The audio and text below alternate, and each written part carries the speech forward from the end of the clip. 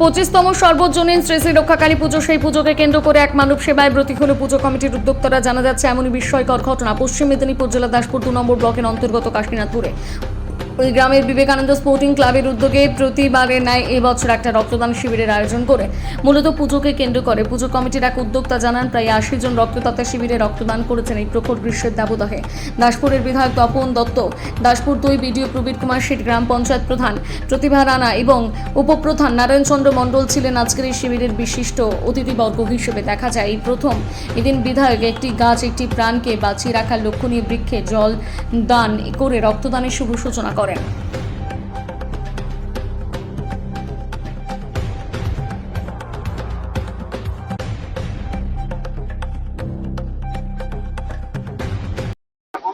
আমরা বিগত কয়েক বছরের ন্যায় এবছরও আমরা রক্তদান শিবিরের আয়োজন করেছি এবং আমরা জানি এই গরমের সময় রক্তের প্রচুর চাহিদা হয়।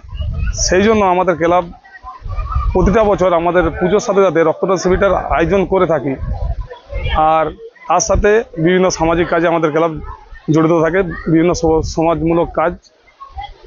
আজকে আমাদের একটি সাংস্কৃতিক অনুষ্ঠান আছে, ওই ইউটিউব সিঙ্গার মন্নাসী দাস, শর্মিষ্ঠা হাজরা আসবে।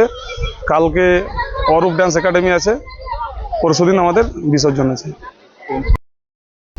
আমাদের এই কাশীনাথপুর বিদ্যাসাগর স্পোর্টিং ক্লাবের এই রক্ষাকালী পুজো উপলক্ষে রক্তদান শিবিরের আমরা আয়োজন করেছি। এই রক্তদানে আমরা প্রায় বিগত বছর এই রক্তদান শিবির করে থাকি। এই বছর আমরা করেছি রক্তদান শিবিরটির আয়োজন। এই রক্তদান শিবিরে প্রায় আমরা ক্যান্ডিডেট হিসাবে পেয়েছি প্রায় 80 জন ক্যান্ডিডেট এবং আজকের এই রক্তদান শিবির উদ্বোধনে এসেছিলেন দাসপুরের বিধায়ক সম্মানীয় তপন দত্ত মহাশয় এবং ওনার সাথে ছিলেন আরও অন্যান্য ব্যক্তিবর্গ। বিডিও স্যার এসেছিলেন। এই গরমের দিনে যে রক্তদান শিবিরের আমরা আয়োজন করেছি, আমরা খুবই অত্যন্ত আনন্দিত হয়েছি যে এতজন ক্যান্ডিডেট পাওয়ার কারণে, যে এতই গরম, সেই জন্য আমরা ভেবেছিলাম প্রথমে যে আমরা রক্তদান শিবিরটা করব, এতজন ক্যান্ডিডেট আমরা পাবো কিনা। আমরা খুবই গর্বিত যে আমরা আমাদের যেই 80 জন ক্যান্ডিডেট রক্তদান শিবিরে এসে আমাদের স্বেচ্ছায় রক্তদান করেছেন।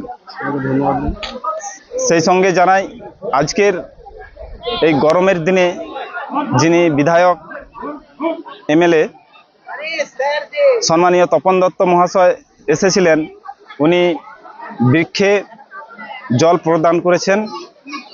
যেমন একটি গাছ লাগাতে গেলে জল প্রদান করতে হয়, সেই কাজটা উনি করে দেখিয়ে দিয়ে গেছেন গরমের দিনে।